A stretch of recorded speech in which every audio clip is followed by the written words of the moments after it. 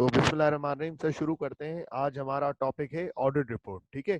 तो sir, audit report पे जो एक्सपेक्टेड क्वेश्चन आ सकते हैं वो कौन से एक्सपेक्टेड क्वेश्चन आ सकते हैं, मैं वो लिखवाने जा रहा हूँ। तो काइंडली आप लोग ना वो राइट डाउन कर लें। ठीक है, मेरे साथ साथ लिखते जाएं सर वो।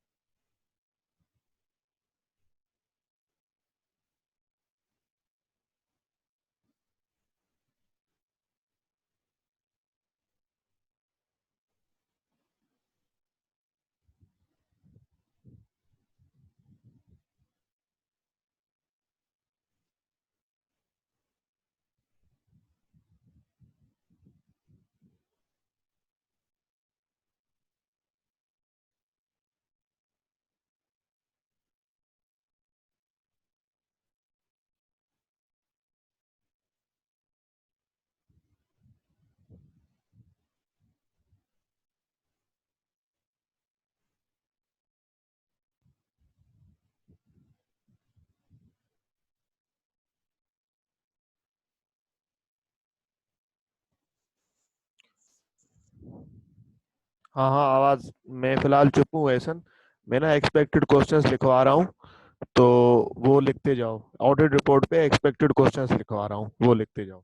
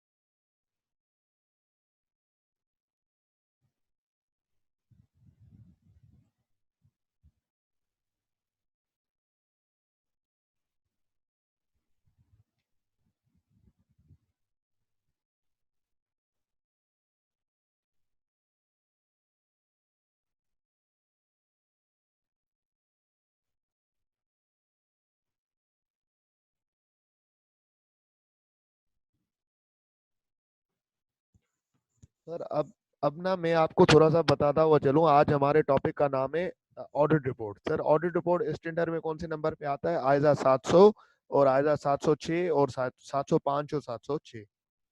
ठीक है। तो सर अब बात ये है कि ऑडिट रिपोर्ट होती क्या है? सर ऑडिट रिपोर्ट वो चीज होती है, वो कागज का टुकड़ा होता है जो ऑडिटर जो ऑडिटर अपना जब ऑडिट प्रोसीजर करके पूरा ऑफिशियल एग्जामिनेशन करके फाइनेंशियल स्टेटमेंट का, फिर जो अपनी जो राय देता है, अपना जो कंक्लूजन देता है, अपना जो ओपिनियन देता है, वो किस में देता है सर? ऑडिट रिपोर्ट के अंदर। वो किस फॉर्म में देता है सर? ऑडिट रिपोर्ट के फॉर्म में। सर ऑडिट रिपोर्ट के फॉर्म में देता है वो। अब बात यह है कि ऑडिट रिपोर्ट में जो देता है, तो सर ऑडिट रिपोर्ट में वो किस तरीके से देता है, उसके किस तरीके से ओपिनियन होते हैं, ऑडिट रिपोर्ट में क्या क्या आता है, कौन सी बातें होती हैं, कौन से उसके एलिमेंट होते हैं, किस तरीके की ऑडिट रिपोर्ट होती है, ये सारी बातें आज हम पढ़ेंगे।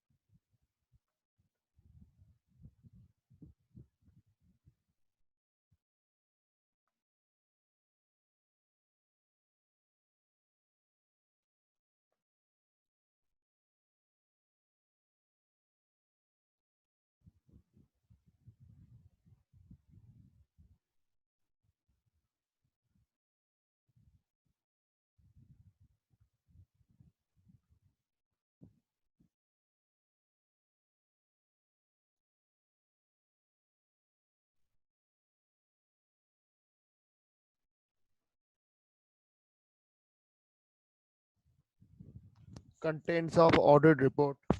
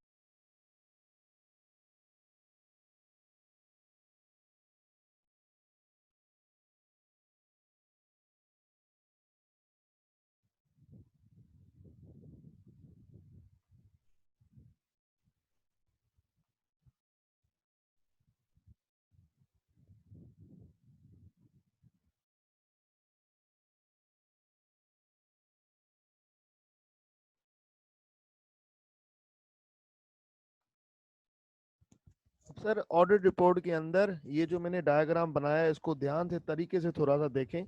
सर ऑडिट रिपोर्ट के अंदर क्या क्या आता है? सर ऑडिट रिपोर्ट के अंदर जो हम मेन चीजें पढ़ेंगे, contents of audit report, opinion. Opinion के अंदर दो होते हैं, एक होता है अनमोडिफाइड ओपिनियन, एक होता है मॉडिफाइड ओपिनियन। मॉडिफाइड के अंदर तीन जड़ी बूटियां हैं sir: qualified opinion, adverse opinion, disclaimer of opinion. उसके बाद sir emphasis of matter paragraph and other matter paragraph. Sir बात ये है कि सबसे पहली बात contents of audit report. Contents of audit report के अंदर क्या क्या चीजें होती हैं? कंटेंट्स मतलब ऑडिट रिपोर्ट के अंदर कौन कौन सी बातें आ सकती हैं, कौन कौन सी चीजें उसका पार्ट बन सकती हैं। तो सर मैं वो इसकी ट्रिक आपको बता दूं क्या क्या आ सकता है सर।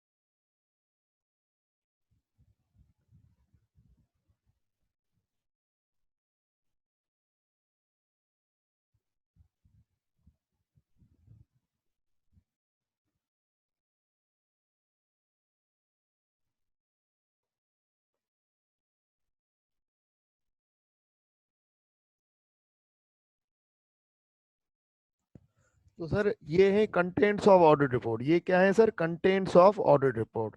सर टोटल कितने, ये टोटल कितने हैं sir contents of audit report? मेरे साथ गिनते जाएं सर। 1 2 3 4 5 6 7 8 9 10 11 12 13 14 15। सर टोटल ये 15 बातें हैं ऑडिट रिपोर्ट के अंदर। जब जो मैं ऑडिट रिपोर्ट बनाता हूँ उसके अंदर ये 15 चीजें आ रही होती हैं। सबसे पहली चीज सर, सर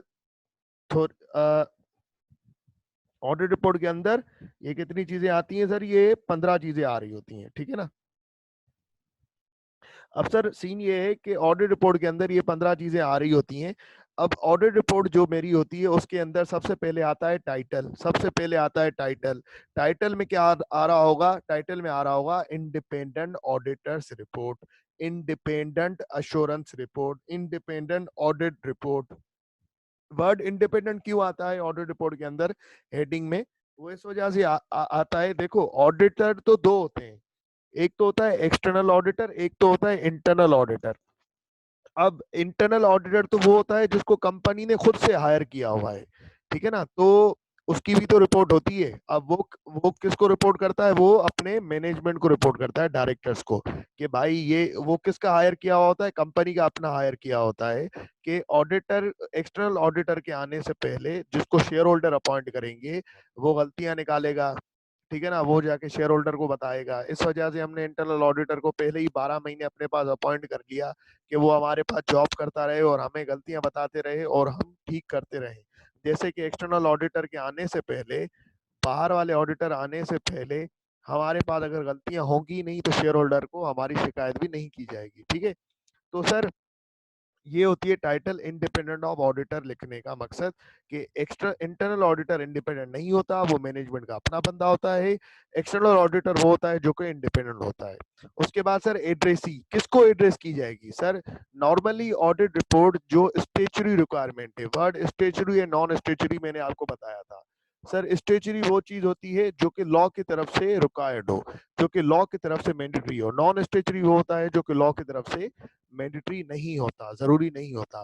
तो सर एड्रेसी, कि अगर जिस जो कंपनी जिनको लॉ की तरफ से ऑडिट करवाना मैंडेटरी है, ठीक है ना, जो भी बिजनेस जिनको लॉ की तरफ से ऑडिट करवाना जरूरी है, तो सर वो बन जाता है स्टेचुरी ऑडिट। जिन कंपनीज को या जिन बिजनेसेस को लॉ की तरफ से ऑडिट करवाना मैंडेटरी नहीं है, तो सर वो नॉन स्टेचुरी ऑडिट बन जाता है। तो नॉर्मली एड्रेसी मतलब ये ऑडिट रिपोर्ट किसको दी जा रही है, ये ऑडिट रिपोर्ट किसके लिए बनाई जा रही है। नॉर्मली एड्रेसी अगर स्टेचुरी स्टेचुरी ऑडिट है, मतलब लॉ की तरफ से मैंडेटरी है, तो सर एड्रेसी बनेगा शेयर होल्डर। एड्रेसी कौन बनेगा? Share holder. पर अगर सर नॉन स्टेचुरी ऑडिट है जो कि लॉ की तरफ से रिक्वायर्ड नहीं है, तो फिर कौन बनेंगे? Sir directors, directors. तो फिर एड्रेसी कौन बनता है? डायरेक्टर्स। मैनेजमेंट अपनी तरफ से खुद से करा रही होती है, लेकिन अगर लॉ की तरफ से रिक्वायरमेंट है तो एड्रेसी बनते हैं शेयर होल्डर। फिर sir opinion, opinion audit report start होती है ओपिनियन से। किसका ओपिनियन? ऑडिटर का ओपिनियन। फिर बेसिस फॉर ओपिनियन, कि भाई तुमने जो ओपिनियन दिया ऊपर की ऑडिट रिपोर्ट सही है कि नहीं, वो किस बेसिस पे दिया, तुमने क्या काम किया, कौन सी चीजें की, वो सब इसके अंदर बताओ। बेसिस फॉर ओपिनियन, कैसे तुम्हारा ओपिनियन बना, ओपिनियन सही है, गलत है, क्या गलतियां थी, क्यों थी, किस तरीके से थी, वो बेसिस फॉर ओपिनियन पैराग्राफ में बताओ। उसके बाद मटेरियल अनसर्टिनिटी। अब ये ऑडिट रिपोर्ट के अंदर एक चीज है तो सही, लेकिन ये तब डाली जाती है जब कंपनी का बिजनेस के अंदर गोइंग कंसर्न का मसला हो।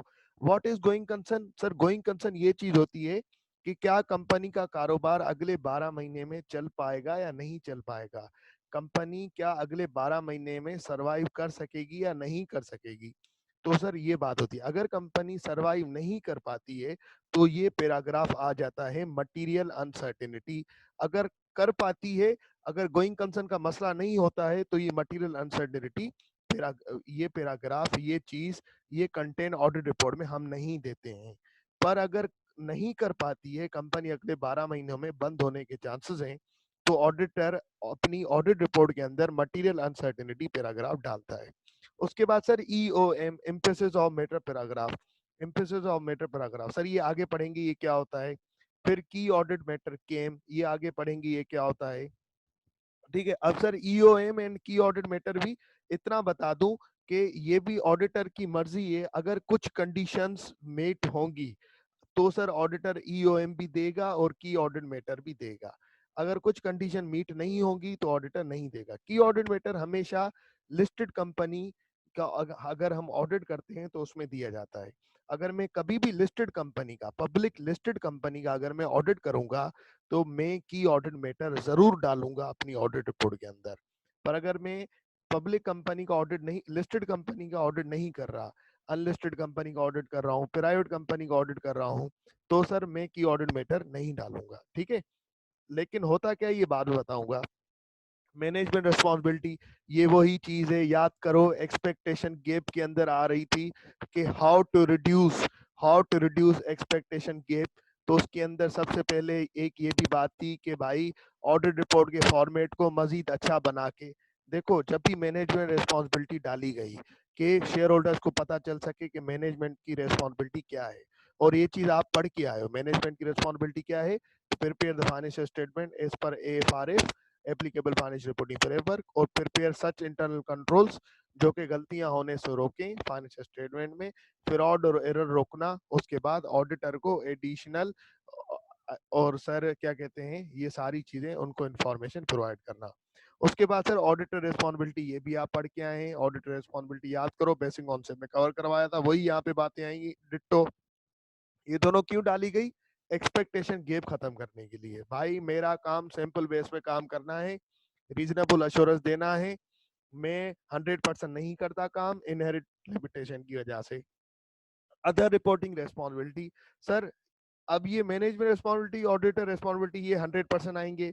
बेसिस फॉर ओपिनियन 100% आएगा, ओपिनियन पैराग्राफ 100% आएगा, टाइटल एड्रेस ही 100% आएंगे। सर मटेरियल अनसर्टिनिटी किसका था? गोइंग कंसर्न का। ये अगर गोइंग कंसर्न का मसला होगा तो आएगा वरना नहीं आएगा। इम्प्रेसिव ऑफ मैटर पैराग्राफ अगर जरूरत पड़ेगी तो आएगा वरना नहीं आएगा। की ऑडिट मैटर अगर जरूरत पड़ेगी तो आएगा, और ये सर लिस्टेड में आएगा, अनलिस्टेड में नहीं आएगा। ठीक है, मैनेजमेंट रिस्पॉन्सिबिलिटी 100% आएगा, ऑडिट रिस्पॉन्सिबिलिटी 100% आएगा। अदर रिपोर्टिंग रिस्पॉन्सिबिलिटी क्या होती है सर? अगर अगर सर अगर कंपनी लॉ अगर कंपनी लॉ कहता है ऑडिटर को, या अगर कंपनी के शेयर होल्डर्स ऑडिटर को कहते हैं कि फाइनेंशियल स्टेटमेंट के अलावा और भी कोई लीगल मसले हैं, जैसे कि सर एक कंपनी को बोला गया है कि तुम्हें लीगल लॉज भी फॉलो करने हैं, लीगल लॉज भी फॉलो करने हैं, अगर कोई फाइनेंशियल स्टेटमेंट के अलावा लीगल मसले भी हैं तो वो भी हमें बताओ। लॉ के कोई बातें हमने कोई फॉलो नहीं की हैं फाइनेंशियल स्टेटमेंट बनाते हुए तो वो भी हमें बताओ। जैसे कि सर इन्वायरमेंटल लॉस, टैक्स के लॉस, ठीक है ना। तो इस तरीके से अगर कोई ऐसे मसले हैं तो वो भी हमें बताओ सर। उसके बाद अदर मैटर पैराग्राफ। अब ये क्या है सर? ये अदर रिपोर्टिंग रिस्पॉन्सिबिलिटी भी तब आएगा जब सर लॉ की रिक्वायरमेंट होगी, नहीं होगी तो नहीं आएगा। अदर मैटर पैराग्राफ OMP ये कब आएगा सर? ये इसकी भी कंडीशंस होती हैं, मीट होने पे आता है वरना नहीं आता, ये भी मैंडेटरी नहीं है। Name of engagement partner sir, जो सर एंगेजमेंट पार्टनर होता है जो कि ओवरऑल रिस्पॉन्सिबल होता है, जिसने इस ऑडिट रिपोर्ट पे साइन करनी है, उसका यहाँ पे नाम आएगा। उसके बाद सर ऑडिटर ऑडिटर अपनी यहाँ सिग्नेचर करता है। और सर अब अगर ऑडिटर लॉ की रिक्वायरमेंट है, अगर एक इंडिविजुअल बंदा है, एक अकेला बंदा ऑडिट कर रहा है, ठीक है, एक अकेला बंदा इंडिविजुअल कैपेसिटी में ऑडिट कर रहा है, मतलब अकेले बंदे से मतलब फर्म ने ऑडिट नहीं किया सर। लॉ कहता है या तो कंपनी एक के हिसाब से लॉ कहता है या तो इंडिविजुअल ऑडिट करेगा या तो फर्म ऑडिट करेगी, या तो इंडिविजुअल ऑडिट करेगा या तो एक्सटर्नल ऑडिटर फर्म ऑडिट करेगी। जैसे कि sir Ernst and young, Ferguson sir, और उसके अलावा KPMG, डिलॉयट, BDO, GT, ये सारी फर्म्स हैं। अगर ये ऑडिट करती हैं तो फर्म ऑडिट करती है, वरना सर इंडिविजुअल बंदा ऑडिट करता है। आप दोनों को अपॉइंट कर सकते हैं, दोनों की क्वालिफिकेशन चार्टर्ड अकाउंटेंट होनी चाहिए। ठीक है सर। अगर इंडिविजुअल बंदा ऑडिट करेगा तो वो अपने नाम से साइन करेगा। जैसे कि मेरा नाम है हालार, तो मैं अपने नाम से साइन करूंगा हालार, ठीक है।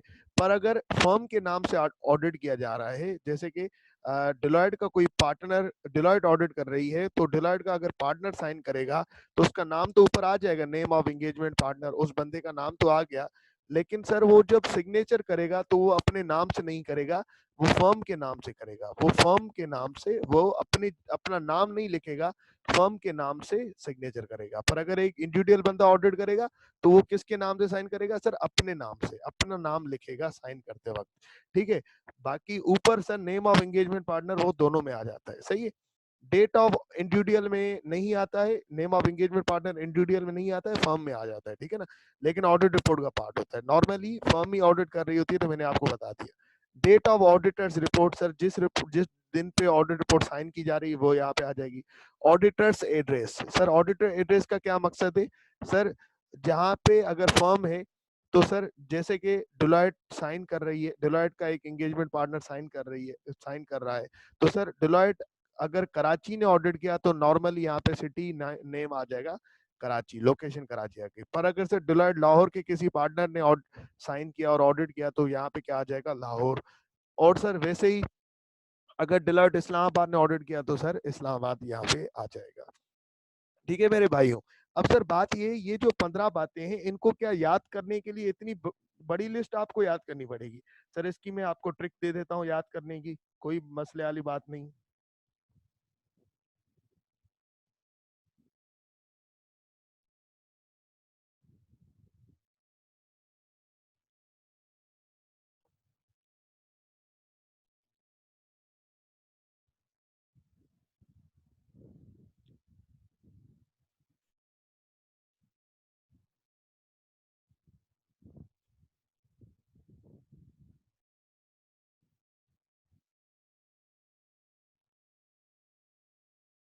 Edmonton black, Edmonton black.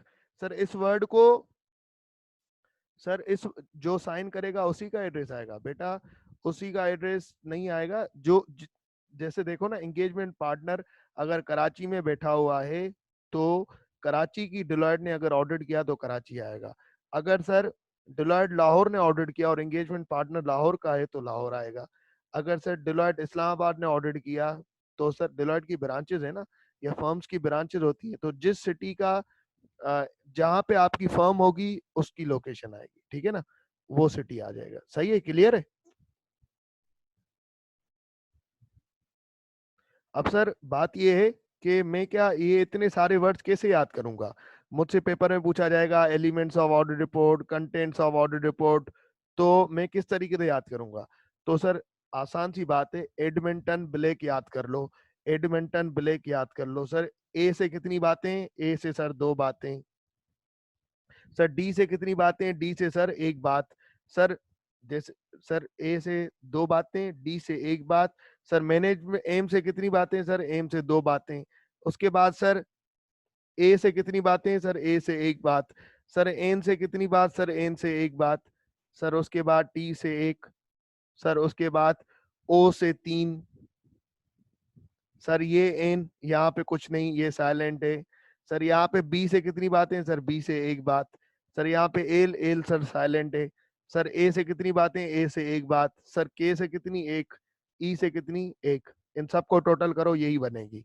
Sir ए से कैसे दो बातें? सर वही बात, एड्रेस ही हो गया। लेट सपोज आ जाओ, गिनते हैं साथ साथ। सर ए से एड्रेस ही हो गया। उसके बाद सर ए से सर ये इसको कर लेते हैं ऑडिटर्स रेस्पॉन्सिबिलिटी, ठीक है। उसके बाद सर ये ए हो गया भाईजान, ये ए हो गया। अब ये वाला ए करते हैं, ये वाला ए, ठीक है ना, ये दूसरा वाला, ये ए हो गया।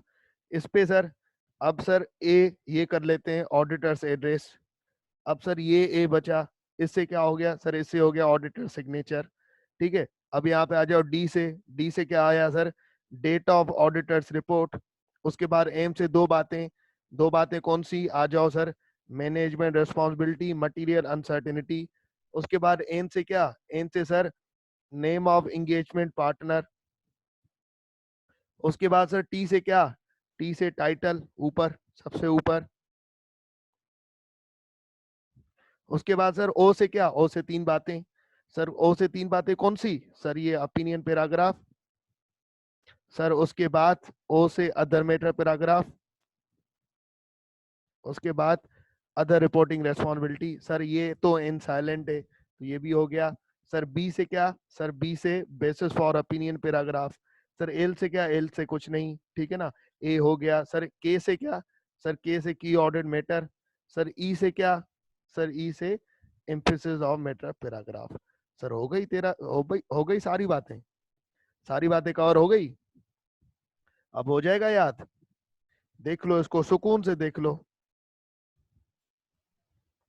ये सारे पास पेपर आप देख रहे हैं, आयदा 700, आयदा 705 और 6 के, ये सारे पास पेपर हम करेंगे। ये सारे पास पेपर तकरीबन कोई 30 के करीब क्वेश्चंस हैं जिसके अंदर केस स्टडी भी आ रहे हैं, ये सारे करेंगे सर हम।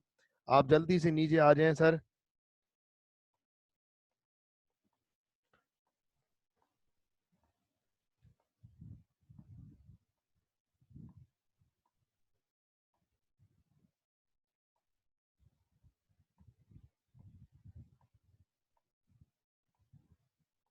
सर यहाँ पे आ जाए, ये मैंने ना जैसे एंगेजमेंट लेटर का एक स्टैंडर्ड फॉर्मेट डाला था, ठीक है, ये ना जैसे इसका बाद में जवाब दूंगा, ठीक है ना सर। जैसे ना मैंने एंगेजमेंट लेटर का एक स्टैंडर्ड फॉर्मेट डाला था, वैसे ही मैंने इंडिपेंडेंट ऑडिटर का भी एक स्टैंडर्ड फॉर्मेट डाला है। तो आ जाओ उसको पढ़ लेते हैं हम। या ना आप लोगों के पास ना 10 मिनट है, आप लोगों के पास 5 मिनट है, ठीक है ना। इस ऑडिट रिपोर्ट को, जो इंडिपेंडेंट ऑडिट रिपोर्ट है, पेज नंबर 13 से लेके इसको सर पूरा पढ़े। कहाँ तक? इसको सर पूरा पढ़ें सर, पेज नंबर 16 तक, 13 से लेके पेज नंबर 16 तक। इसके अंदर सारे कंटेंट्स आ रहे होंगे जो मैंने आपको अभी पढ़ा है सर, वो भी सारे आ रहे होंगे। आप देखें इनके अंदर क्या क्या चीजें आती हैं, और यकीन करें सर, इसको ना तरीके से पढ़ना है, क्योंकि पेपर के अंदर क्या होगा, आपको एक ऑडिट रिपोर्ट बना के दी जाएगी और आपको बोला जाएगा कि इसके अंदर गलतियां निकालो, इसके अंदर शॉर्ट कमिंग्स निकालो, ठीक है ना। जैसे ना अभी मैंने एक एक्सपेक्टेड क्वेश्चन लिखा, आपको लिखवाया, जिसके अंदर क्या था कि identify errors in above extracts, ऊपर लिखा हुआ जो है इसके अंदर गलतियां निकालो। तो वो एक्सट्रैक्ट क्या होंगे? वो होगी इंडिपेंडेंट ऑडिटर रिपोर्ट। वो आपको ऑडिटर रिपोर्ट बना के देगा, ऐसा हुआ है पास पेपर में, और आपको कहेगा कि इसके अंदर गलतियां निकालो। तो ये ऑडिट रिपोर्ट जो अभी मैं दिखा रहा हूँ आपको, इसको उस वाली रिपोर्ट से कंपेयर करके गलतियां बतानी है कि भाई इसमें ये गलत है, इसके अंदर ये, जैसे यहाँ पे ना सीक्वेंस भी जो आ रही है, इसी सीक्वेंस से सब कुछ आना चाहिए, ठीक है ना। तो वो आपको सीक्वेंस चेंज करके देगा, सब कुछ इस तरीके की बातें करेगा, ठीक है ना। तो आपने सब आइडेंटिफाई करने। तो क्या सर अब ये ऑडिट रिपोर्ट जो आपने दिखाई है, तो क्या ये याद करनी पड़ेगी? बेटा याद नहीं करनी पड़ेगी, इसको 3 से 4 दफा ना तरीके से देख लो, सुकून से देख लो इसको, सारे मसले, तुम्हारी जिंदगी आसान हो जाएगी। तो अभी 5 मिनट दे रहा हूँ, इसको पढ़ें। इसमें अगर कोई बात समझ में नहीं आ रही तो मुझे बताएं। चलें सर, अब क्वेश्चन नंबर 1 पे आ जाए, पास पेपर के क्वेश्चन नंबर 1 पे। इसको पढ़ता हूं मैं। List down the basic elements of an audit report. तो सर ये क्या पूछ रहा है आप लोगों से? List down the basic elements of an audit report, ये आपसे क्या पूछ रहा है सर?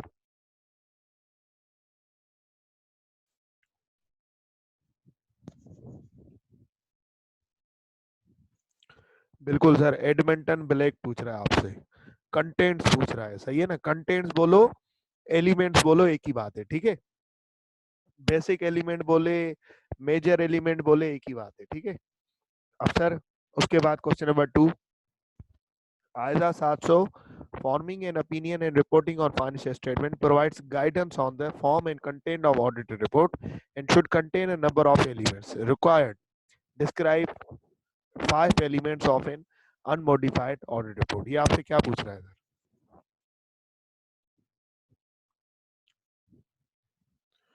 क्या पूछ रहा है सर ये? वही वही चीज, कोई भी 5 कंटेंट इसको बता दो, ठीक है। उसके बाद sir question number 3, the international standards ISAs prescribe a format for the audit report and also provide guidance regarding its preparation and contents thereon. In the light of these guidance, you are required to briefly discuss the requirements in respect of the following: auditor signature, date of report, auditor's address. तो auditor address तो मैंने बता दी, date of report जिस date पे sign हो रही है, उसके बाद सर ऑडिटर सिग्नेचर, ये भी मैंने आपको बता दिया था।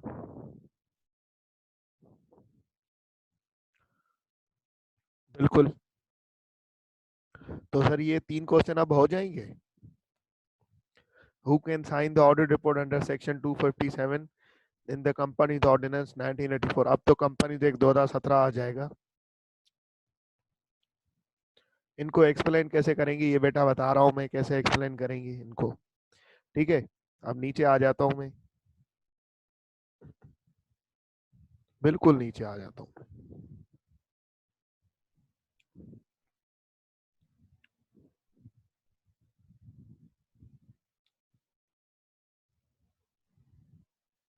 कौन सा पैराग्राफ समझ में नहीं आया? पेज नंबर 14 का लास्ट वाला bullet. Obtain an understanding of internal control relevant to the audit in order to design audit procedure, data or appropriate circumstances but not for the purpose of expressing an opinion on the effectiveness of company report.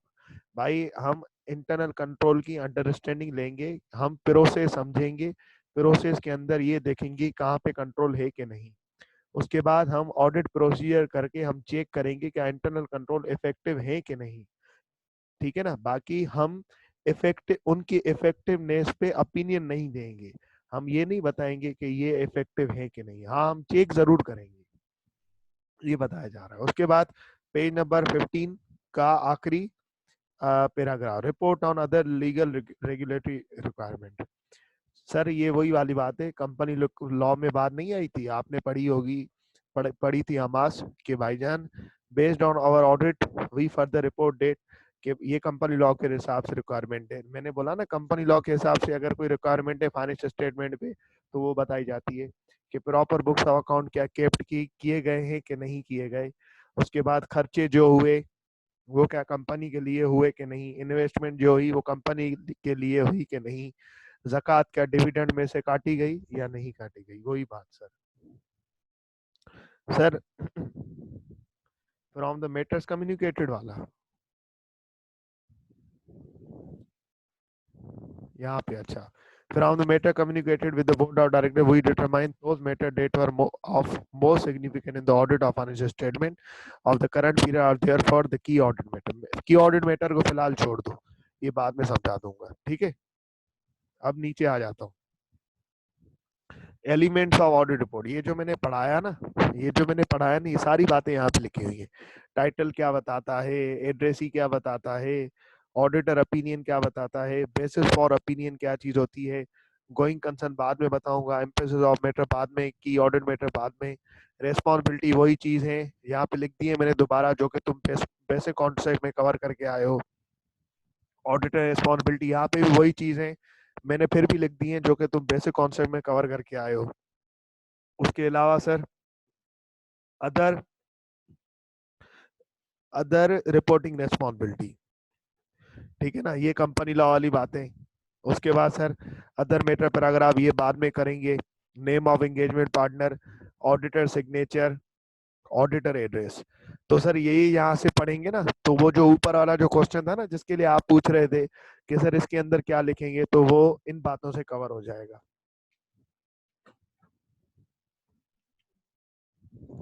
बिल्कुल other matter का हिस्सा है आगे की line में। मैं noting का PDF भी भेज दूंगा और आप लोगों का ये होमवर्क